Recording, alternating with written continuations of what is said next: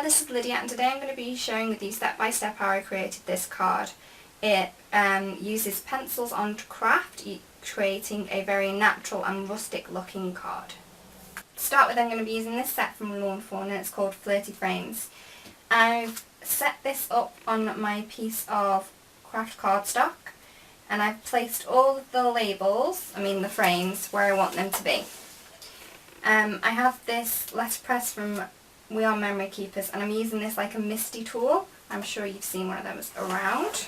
So I've placed my frames on, and I'm just going to shut the flap, and this will pick up the stamps. I can then stamp a whole load in one go. So I'm going to first use an anti-static bag because I'm going to be stamping and heat embossing these. So I've used an anti-static bag, and I'm then going to ink up my frames with Versamark. Once you've inked up with Versamark on all of them, all you're going to do is shut the lid again, and it will stamp them in exactly the same place as you place them on the card beforehand. Just push it down, making sure that you've got every piece. Once you've stamped with the Versamark, I'm going to be using some white embossing powder, and I'm just going to shake this all over the frames.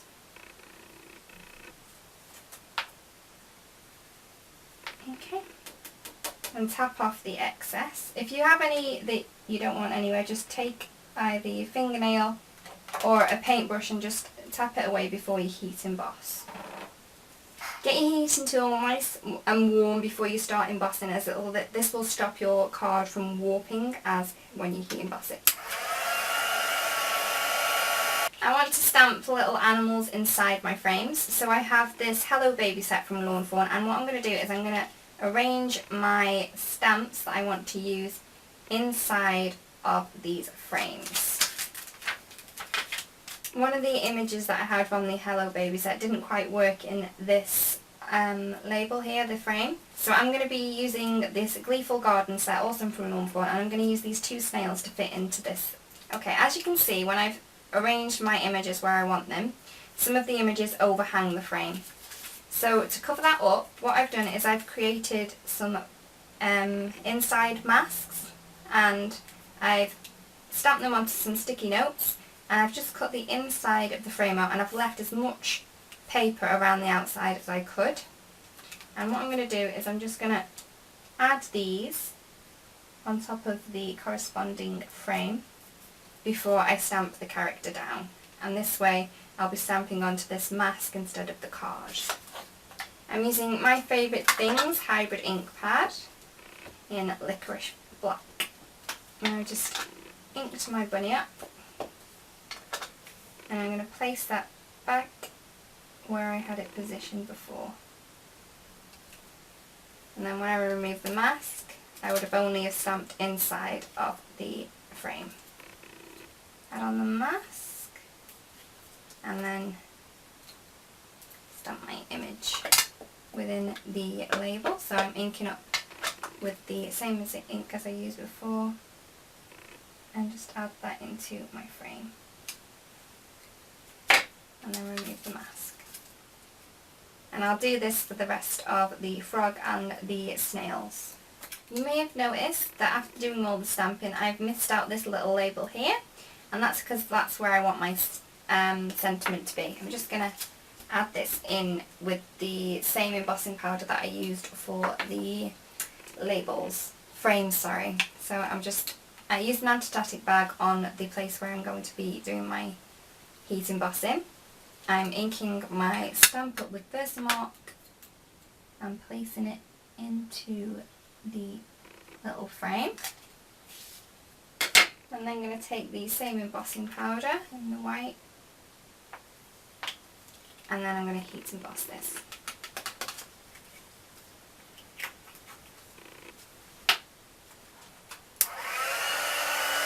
The best way to colour onto craft, I find, is using pencils. I have some Derwent watercolour pencils, and I'm not actually going to use them as watercolour pencils, I'm going to use them as normal pencils, so that way I get double the value with my set of pencils. I'm going to try and not colour the whole image. I'm going to try and keep as much craft colour in the images as possible. So for this frog I'm going to be using green, and I'm just going to flick from where there would be the most shadow on the frog. I'm not being completely careful. I think the technique that I'm going for, which I've never done before, is a bit messy, so I'm just going to colour in where I think it's darkest with the pencil, and then just lightly go over the other bit to make a lighter shade of the same colour. Really hope it works out. Okay. His crown will be a yellow colour. So again, I'm going to colour in quite hard where the most shadow is be, and then lighter where there would be less shadow. I'm going to add a bit of scenery to each of the frames, and so I'm just going to add some tall grass in. Maybe a bit of shading around him to show that he might be on a lily pad, maybe. A bit of blue. As I said before, I want to leave as much craft as I can. So I'm just adding touches of colour here and there. For the sky I'll use a lighter blue, but only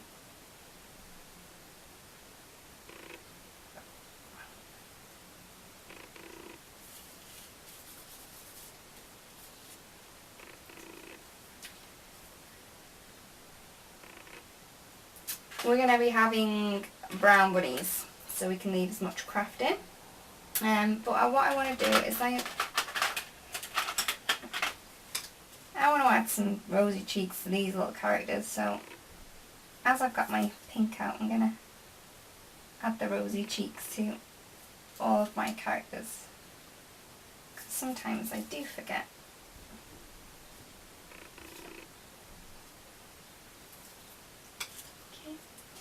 So for the bunnies, as I want them quite brown, I've got a lightish brown here, and I'm just going to add shading in rather than call the full bunny like I did with the frog, because these bunnies can be brown, so I'm going to leave as much craft in as I can.